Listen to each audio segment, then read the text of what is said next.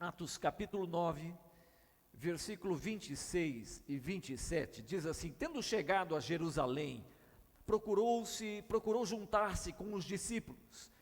Todos, porém, o temiam, não acreditando que ele fosse discípulo. Mas Barnabé, tomando-o consigo, levou-o aos apóstolos e contou-lhes como ele vira o Senhor no caminho, e que este lhe falara, e como em Damasco pregara ousadamente em nome de Jesus. Por enquanto até aí, queridos. Amados, alguns personagens relatados nas Escrituras, eles têm passagens assim muito rápidas. Eu creio que vocês já devem ter lido a respeito de inúmeras pessoas que vocês viram em um determinado texto e depois não encontraram em outros textos. São pessoas que tiveram rápidas passagens pelas Escrituras. E não é porque a Bíblia fala pouco de uma pessoa, que eles tiveram poucas aparições dentro dos textos bíblicos, que eles são mais ou menos importantes que outros. Aprove ao Senhor liberá-los, usá-los, trazê-los para a cena para um determinado propósito. Eles cumpriram o propósito. E após cumprido o propósito, eles saíram de cena para que outros entrassem. O importante não é você estar na cena, o importante não é você ser aquele personagem bíblico que em todos os capítulos você tem uma aparição ali. O importante é você cumprir o propósito para o qual foi chamado. Compreende isso, queridos? Às vezes nós ficamos pensando sobre esse homem, Barnabé. Nós ouvimos falar de Barnabé, um pouco mais no livro de Atos, mas ele vai sumindo em outros livros. E outros personagens eles estão em cena constantemente. Será que Barnabé foi mais ou foi menos importante? Quando eu olho para a vida de Barnabé, por exemplo, esse homem que teve rápidas incursões nos textos bíblicos, eu fico impressionado com as lições poderosíssimas que esse homem deixou para a gente, deixou para a igreja. Meu Deus, que homem abençoador, né? Eu passei a semana, depois da nossa classe que tivemos aqui na segunda-feira sobre discipulado, eu passei a semana ruminando a respeito da história, da vida de Barnabé. Que homem que abençoou a vida da igreja. Eu fiquei pensando, falei, Deus, eu creio que todas as comunidades mereciam ou merecem um homem como Barnabé, com um espírito tão presente como foi esse que nós vemos presente na vida de Barnabé. E é sobre a vida desse homem, sobre a história de Barnabé que eu quero compartilhar um pouquinho com vocês. O versículo 26 diz que Paulo, após a conversão de Paulo, ele desejou se juntar aos discípulos que estavam em Jerusalém. Todos nós conhecemos sobre a conversão de Paulo, não há necessidade de falarmos sobre isso. Mas Paulo teve dificuldade em se reunir com os apóstolos, com os discípulos que estavam em Jerusalém. Ele encontrou as portas fechadas da igreja em Jerusalém. Os discípulos não abriram a porta. Os discípulos não quiseram relacionamento com Paulo. Eles literalmente fecharam as portas a esse homem. Por quê? Eu fico pensando, qual o motivo desses homens fecharem as portas a esse homem? O texto bíblico, queridos, diz que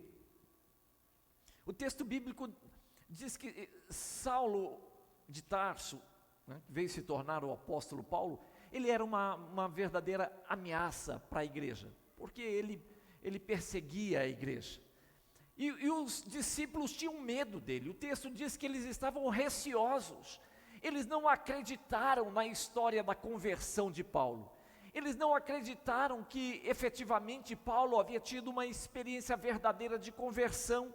E quando Paulo tenta se aproximar, tenta entrar no relacionamento com os discípulos, eles ficaram assim temerosos. Será, um trocadilho, será uma pegadinha? Será um laço? Né? Será que esse cara está armando alguma contra as nossas vidas? E eles então ficaram assim apreensivos, relutantes, e eles não abriram, né, a porta ao relacionamento, eles não acolheram o testemunho de Paulo.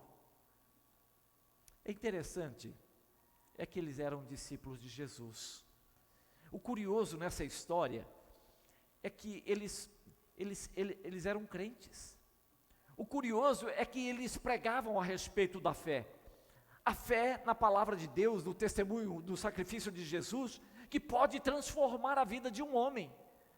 Eles estavam assim imersos a um mover muito poderoso em Deus que estava acontecendo em Jerusalém naqueles dias. O Espírito Santo havia sido derramado sobre eles. Derramado. Os sinais, os prodígios estavam acontecendo ali, e eles faziam parte daquele público, daquelas pessoas que estavam contemplando tudo aquilo ali. Eles não poderiam ter uma atitude tão incrédula como a atitude que eles tiveram. Eles eram crentes, mas eles não criam na conversão de Paulo. Eles viam o testemunho de muitas pessoas, de paralíticos levantando, andando, pessoas sendo curadas, mortos ressuscitando. Eles carregavam esse testemunho todo da vida, do andar com Jesus, mas eles não criam que a mesma palavra que os alcançou, que o mesmo poder que havia os alcançado, tinha o poder de alcançar e transformar a vida de Paulo. Ilógico isso, não é verdade? Ilógico. Sabe, queridos, eu fiquei pensando sobre essas reservas mentais que muitas vezes nós guardamos, nós carregamos. É aquela coisa de, eu creio que há um Deus todo-poderoso, onipotente, onisciente. Eu creio que Deus, pelo poder da sua palavra, criou todas as coisas. Pelo poder da sua palavra, Ele disse, haja luz, e houve luz. Eu creio num Deus que fez todas essas coisas, mas quando a gente traz para a nossa realidade, a gente fala, eu acho que esse Deus que tem um poder que governa todas as coisas, pelo poder da sua palavra e as mantém sob controle, Ele não tem o poder de alterar alguma coisa na minha vida, na minha história, dentro da minha casa, dentro da minha família. É uma incoerência que muitas vezes nós carregamos. Nós temos um poder para mais, mas não temos o poder para menos. Nós temos um poder muitas vezes que nós transferimos para a casa de pessoas e nós testemunhamos isso. Quantas vezes nós falamos para alguém, né, liberamos uma palavra de testemunho, se você conhecer o Deus que me alcançou, se você conhecer o Deus que transformou a minha vida, Ele pode transformar a sua. Mas você olha para problemas dentro de casa, e você dá um passo atrás, e diz o quê? Eu não sei se Deus pode fazer. Qual era a atitude desses discípulos ali em Jerusalém? Era a mesma. A atitude desses discípulos era semelhante, idêntica a essa atitude que eu estou compartilhando com vocês. Eles tinham assim uma fé em Deus para ressuscitar mortos, para curar os enfermos, os paralíticos, os coxos, mas não criam que Paulo pudesse ser transformado pelo poder da palavra de Deus. Eles eram crentes, mas eles não criam. Compreendem isso? É uma ilógica, é uma incoerência, uma coisa assim. E o versículo 27, eu amo o versículo 27, porque o versículo 27 começa mais Barnabé. O versículo 26, a gente poderia falar assim, o que eu posso tirar do versículo 26 em relação aos discípulos? Eu posso tirar essa expressão, mas todos o temiam e não acreditavam que ele fosse discípulo. Do versículo 26, o texto diz, todos não criam. No versículo 27, né? Mas, porém, o quê? Mas Barnabé olhou para o testemunho de Paulo, ele ouviu o testemunho de Paulo, e ele fez o quê, queridos? Ele creu, ele acreditou, ele entendeu que o mesmo Deus que poderia, que estava salvando, curando, o mesmo Deus que estava levantando Pedro, um simples pecador, pescador, e que pôde liberar uma palavra, e mais de 3.000 pessoas foram assim alcançadas e se converteram a Jesus. Ele acreditou que a mesma palavra estava disponível e poderia alcançar sim a vida desse homem, antes um perseguidor da igreja, agora um candidato a caminhar com os discípulos de Jesus.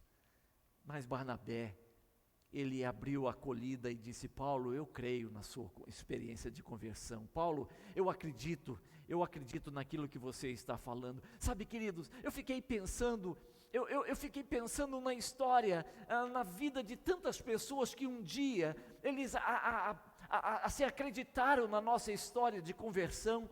Alguém que um dia estendeu as mãos até você e a mim, alguém que abriu os braços, alguém que pôde ouvir a nossa história, e ao invés de se escandalizar, ao invés de nos repulsar, ao invés de falar assim, eu não quero relacionamento contigo, eles abriram guarida, eles abriram a acolhida, eles disseram: eu creio que Deus está operando na sua vida sim, eu creio que o mesmo Deus que me transformou e tem transformado a vida de tantas pessoas, tem alcançado a sua vida também.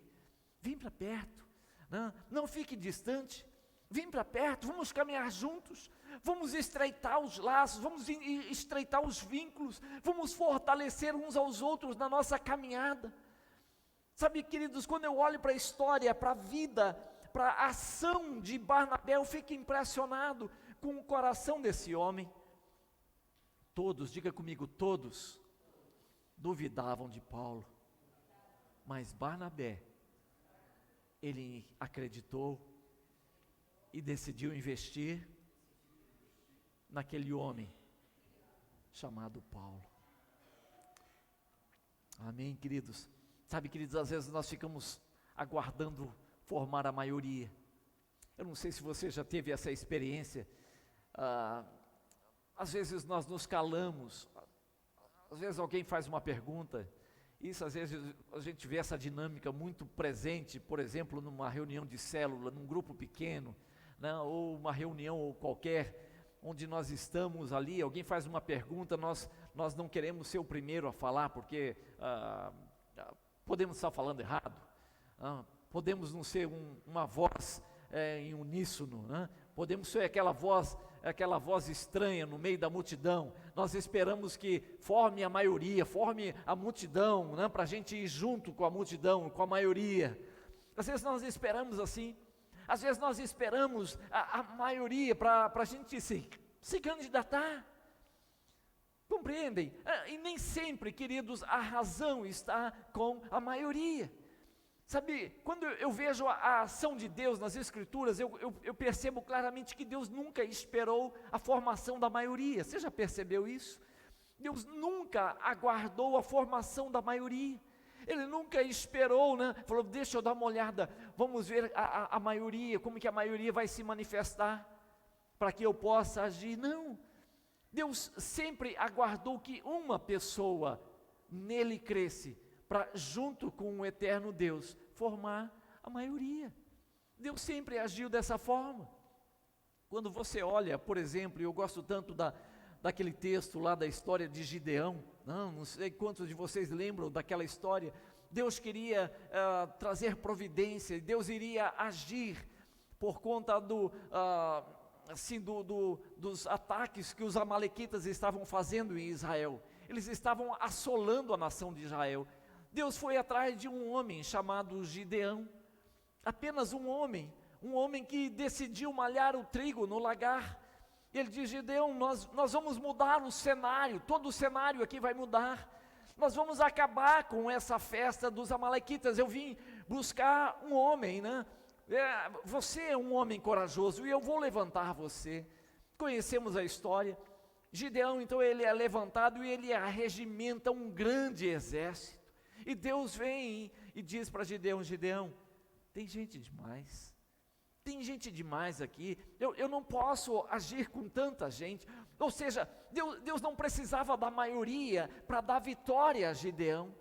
Deus não contava com a maioria expressiva do exército de Israel. Por quê? Porque eles não dariam glória para Deus. Porque no final das contas, eles olhariam e falariam, poderiam dizer assim: olha, que bom que nós nos articulamos bem, que bom que nós tivemos uma boa estratégia militar. Nada disso, nada disso. Deus disse para Gideão: Gideão, tem gente demais aqui, manda os que tiverem medos, os medrosos, os covardes, manda para casa. Quando Gideão então passa aquela peneira, ficaram 300 homens, 300 homens. Queridos, Deus não precisa da maioria para conceder a bênção e a vitória a você, meu amado. Em nome de Jesus, entenda, às vezes você fala assim: pastor, na minha casa eu sou o único que creio. É suficiente. Pastor, no meio da família, eu fui levantado no meio de uma família de incrédulos, de blasfemadores, há tanto pecado no meio da família.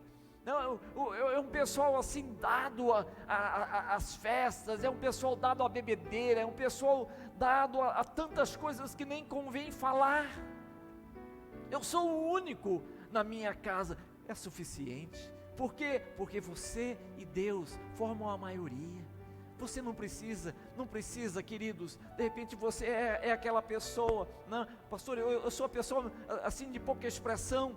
A minha família, no meio dos meus familiares, somos a família mais inexpressiva, a menor, não, financeiramente falando, não, nós nem temos relevância. Quem sou eu, pastor? Quem sou eu? Ei, querido, entenda, você entregou a sua vida para Jesus, você e Deus, vocês formam a maioria. Você tem todas as condições para liberar uma palavra de testemunho, de impacto, que vai mudar toda a rota, todo o roteiro da tua casa, da tua família, dos teus familiares. Às vezes nós ficamos assim intimidados, acuados, enfraquecemos, empalidecemos o nosso testemunho. Achamos ser um testemunho tão inexpressivo, pastor. Ei, confia no Senhor. Não, deixa que Deus se ajunte ao teu testemunho. Deixa que o Espírito Santo engrosse, dê expressão, dê força, dê graça ao teu testemunho. É suficiente. Tem pessoas que ouvem alguns testemunhos assim mirabolantes, né? Isso, eu fiz aquilo, e você olha o teu testemunho, que não tem tantas coisas assim, né?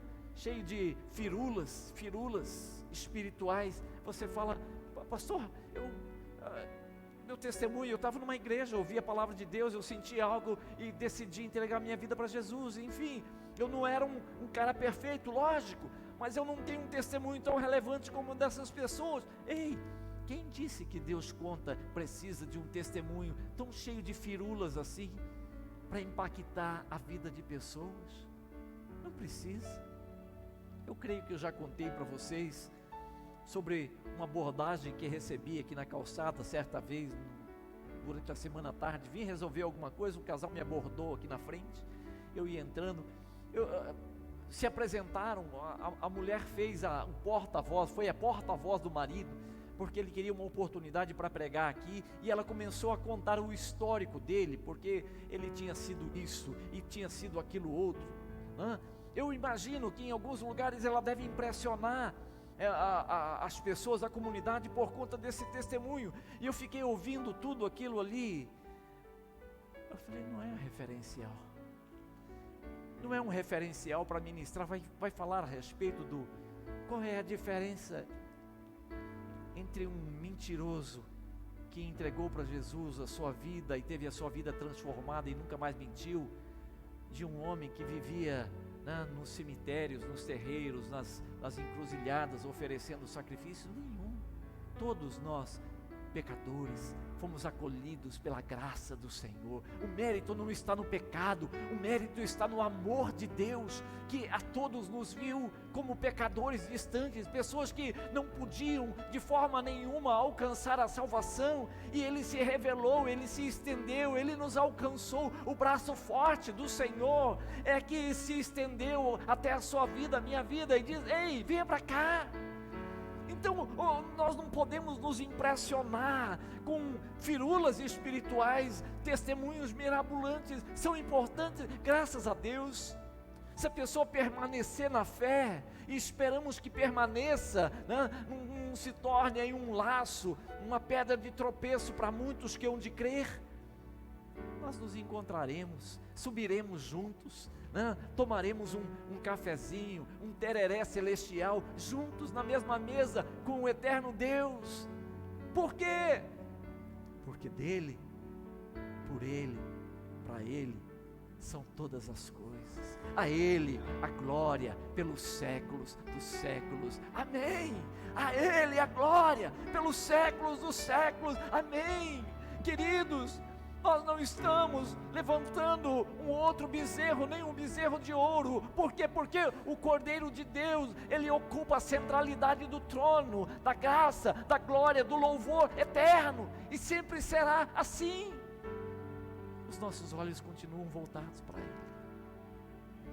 Aleluia, aleluia. Quero terminar, ou pelo menos fazer de conta que eu estou terminando, né, indo para os finalmente dessa palavra. Barnabé compreendeu que o chamado de Deus só é efetivo quando envolver a inclusão de pessoas no reino. Barnabé entendeu, queridos, que todo o chamado de Deus só tem valor quando esse chamado me conduzir, me direcionar a incluir pessoas no reino. Todo o propósito se perde, ou toda a efetividade de um chamado se perde quando eu me detenho com os artifícios, os utensílios sagrados, o litúrgico do sagrado, e perco o principal, que é trazer pessoas para o reino. Você e eu fomos chamados com um propósito, incluirmos pessoas. Barnabé entendeu isso. Ele não poderia entrar no conselho da multidão, de todos os discípulos que olhavam para Paulo com aquele ar de incredulidade. Não, ele não podia. Ele falou: não, eu não posso isso, eu não posso consentir, eu não posso me juntar nesse conselho. São crentes, mas eles estão fora do propósito. Às vezes nós estamos perto de pessoas que creem, mas estão fora do propósito. Entendem, queridos? Não é o fato de crermos que me garante caminhar dentro do propósito. O propósito, querido, me conduz ao centro da vontade de Deus. Eu preciso crer, verdade, preciso. Eu não posso me tornar um incrédulo, mas eu preciso viver o propósito eterno de Deus para a minha vida. Barnabé queria viver isso, ele não queria estar à margem, ele não queria apenas fazer parte do grupo de discípulos de Jesus em Jerusalém, não, ele queria estar entre os discípulos de Jesus que cumpriam o propósito do eterno Deus para a sua vida. Por isso ele entendeu, ele trouxe Paulo. Os discípulos não queriam, tudo bem, ele trouxe Paulo e ele o conduziu aos apóstolos, dizendo: eu ouvi o testemunho, eu acredito na palavra de testemunho desse homem. Perdão.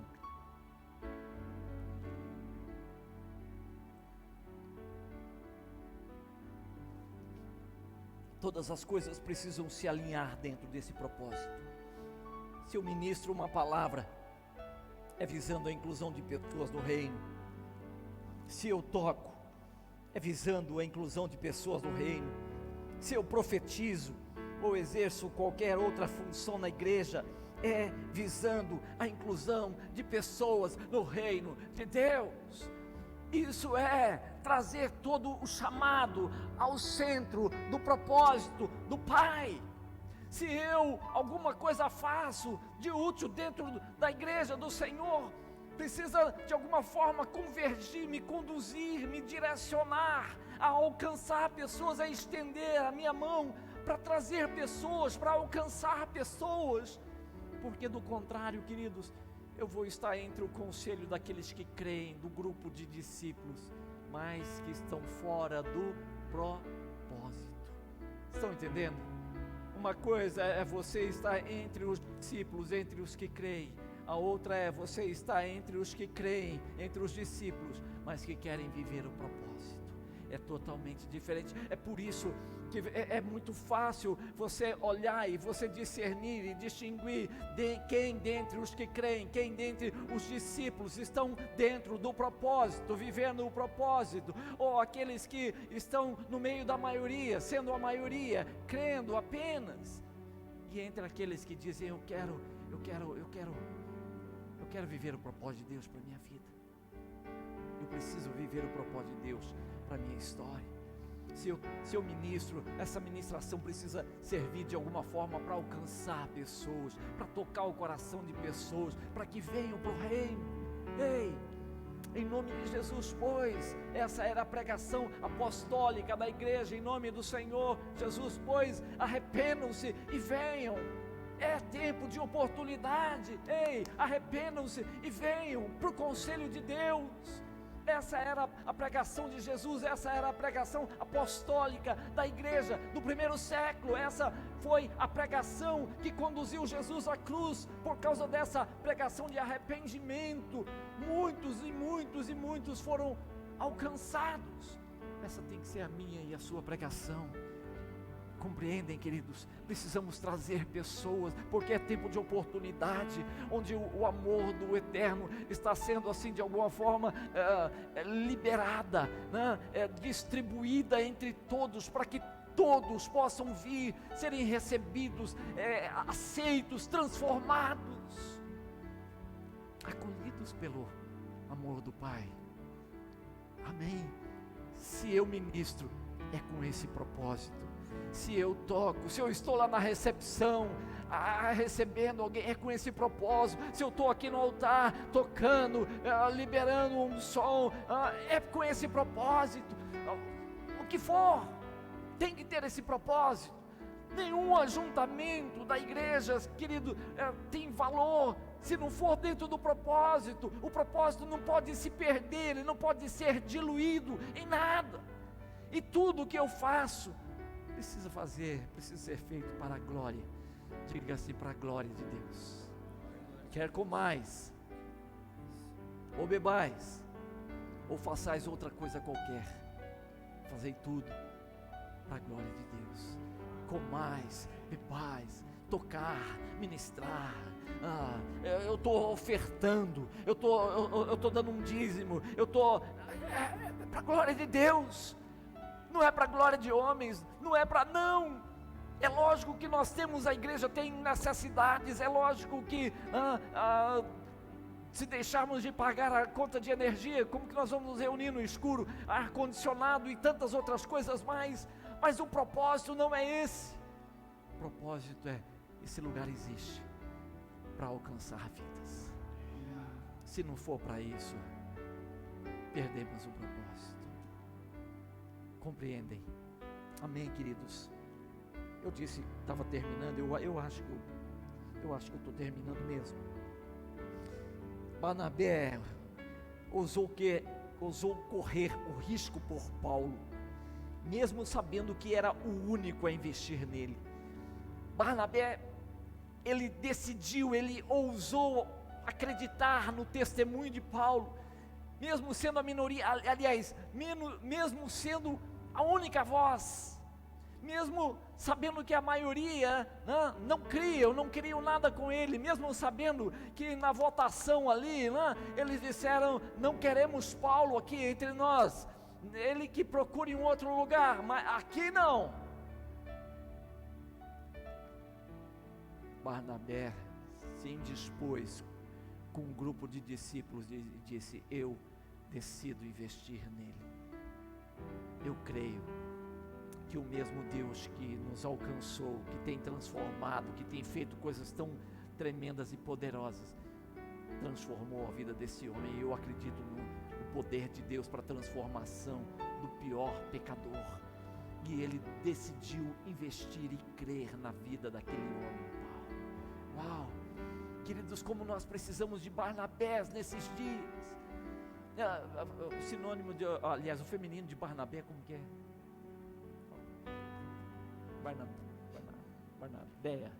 Barnabé. Os Barnabés e as Barnabéias. Nós precisamos de Barnabés e Barnabéias no meio da comunidade, na nossa geração, queridos. São homens, são mulheres que olham para pessoas e elas não desistem. Elas olham para as pessoas que ninguém quer se aproximar. Não, esse fulano de tal é difícil demais. Pastor, não faz ideia como fulano é difícil, como ciclano é difícil. Nós precisamos dos Barnabés que olham para essas pessoas, para as famílias difíceis e dizem assim: eu creio. Quantos querem ser levantados nesses dias com assim no poder da graça, no mesmo espírito de Barnabé? Amém? Essa tem sido esse é o meu desejo, tem sido minha oração, né? Senhor, não permita que eu recue. Não permita que eu recue, ainda que a pessoa rejeite, ainda que a pessoa feche a porta, ainda que a pessoa me interrompa, ainda que a pessoa assim dê risada, né? Ainda que não valorize o testemunho, não permita que eu desanime.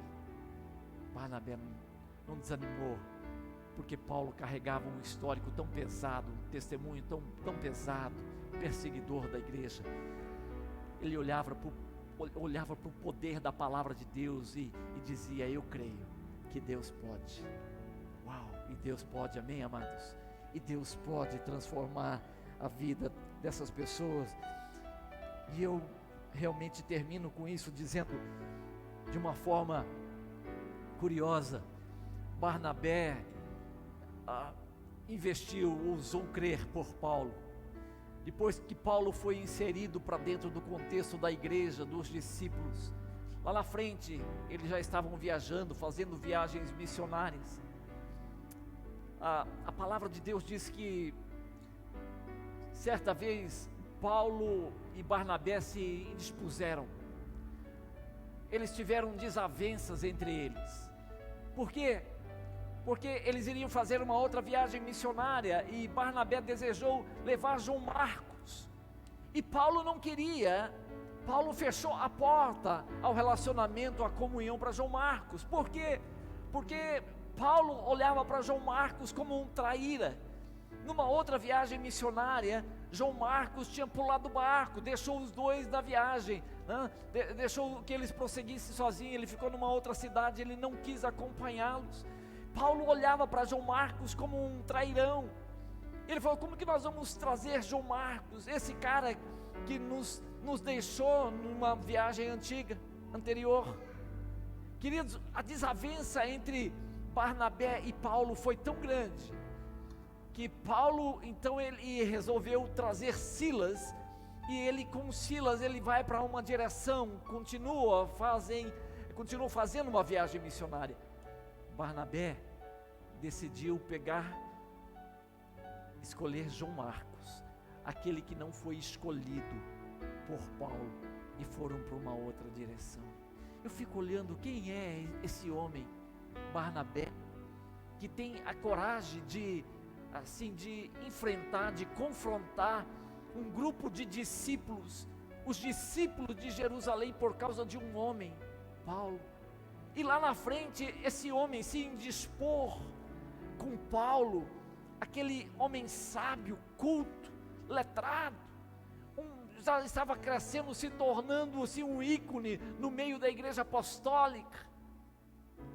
Ele se indispõe com Paulo e diz: eu não vou abrir mão de João Marcos, eu prefiro investir e acreditar que o mesmo Deus que te alcançou, que nos alcançou, é um Deus que dá oportunidade para que ele possa se redimir, ser restaurado e continuar a sua história.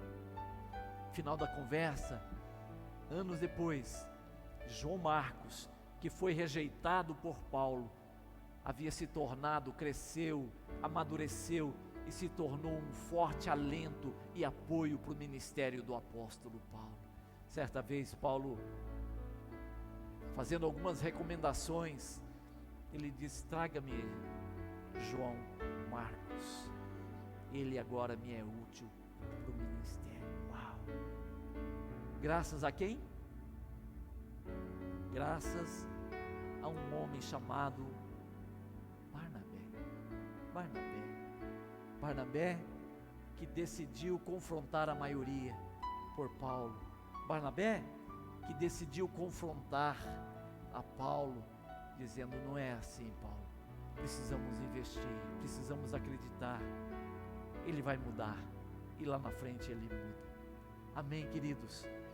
A minha oração é para que o Senhor, o eterno Deus, nos fortaleça. A minha oração é para que Deus eterno possa trazer sobre nós esse mesmo Espírito que havia sobre Barnabé, e coloque sobre nós e distribua sobre as nossas vidas. Ei, muitas situações serão mudadas, muitas pessoas serão alcançadas, porque esse é o propósito. Esse é o propósito. O propósito nunca foi formarmos uma comunidade de discípulos e levantarmos muros para ficarmos assim atemorizados, com medo do que vai acontecer, do que pode sobrevir. Não, nunca foi esse. Sem muros, apenas caminhos que nos conduzam a cumprir o propósito e a viver o chamado de Deus, tocar vidas, incluir vidas para o Reino de Deus. Amém? Você pode se colocar em pé, por favor. Vamos orar.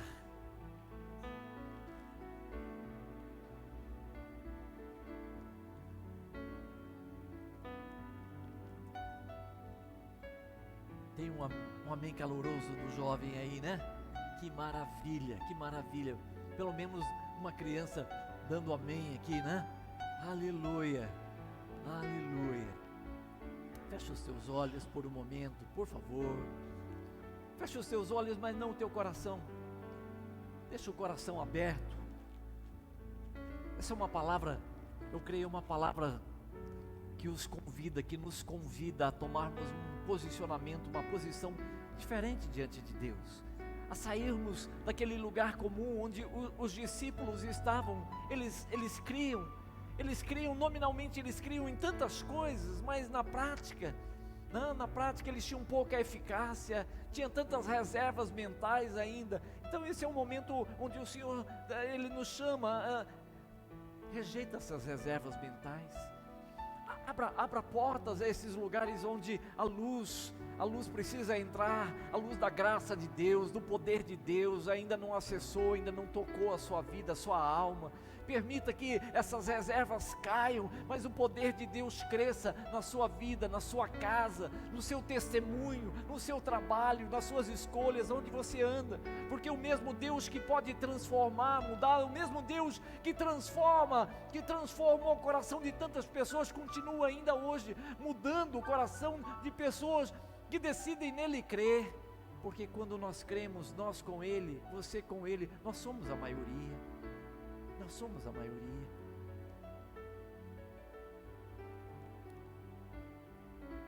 Talvez, quem sabe, você esteja carregando uma fé para ver Deus mudando tantas situações na vida dos teus amigos. Você ouve alguns testemunhos do que Deus está fazendo em algum lugar, você fica assim impressionado, mas olha para dentro da sua casa e fala: Deus, será que o Senhor pode fazer alguma coisa? Será que o Senhor tem poder para fazer alguma coisa dentro da minha casa? E você acaba duvidando, você acredita até que Deus encolheu a sua mão porque não está vendo alguma coisa que você gostaria que ocorresse dentro da sua casa. O mesmo Deus que pelo poder da sua palavra criou todas as coisas, é o mesmo Deus que está operando em todos os lugares. Basta apenas que você crê. Senhor, nós queremos aquietar o nosso coração nessa noite, ó Deus, e em arrependimento, Senhor, dizer que muitas vezes nós temos uma fé semelhante a fé dos discípulos ali em Jerusalém, acuados, com medo, atemorizados. O que poderia acontecer? Será que isso? Será que aquilo? Será que é verdade? Será que pode acontecer mesmo? É verdade que o Senhor fez uma vez, mas será que o Senhor pode fazer de novo? e ficamos assim satisfeitos, ó Deus, com a média, com a maioria que não ousa crer, com a maioria que está satisfeita em viver um evangelho teórico, Senhor, um evangelho romantizado. Senhor, não nos permita ficarmos enlaçados em lugares, em situações, em conselhos assim. Ajuda-nos a romper isso, Senhor. Nós queremos romper com essa linha mediana, e nós queremos caminhar com esse mesmo espírito que houve sobre a vida de Barnabé, crendo, Senhor, crendo que o Senhor é o mesmo ontem, hoje e será eternamente. Se o Senhor fez antes, o Senhor continua fazendo hoje e fará amanhã também. O Senhor, ó Deus, não há limites para o Senhor agir. O Senhor pode curar, restaurar, ó Deus, levantar o inválido e transformá-lo em um príncipe entre nós. Meu Deus, nós cremos por isso. Ó Deus eterno, aviva-nos, Senhor, aviva a tua igreja, aviva, ó Deus, as famílias da tua igreja, aviva com o evangelho do fogo, Senhor, ó Deus, um evangelho que inquieta, um evangelho que tira da acomodação, dos lugares cômodos, Senhor. Meu Deus, em nome de Jesus, eu clamo ao Senhor por isso, para que haja uma experiência com a presença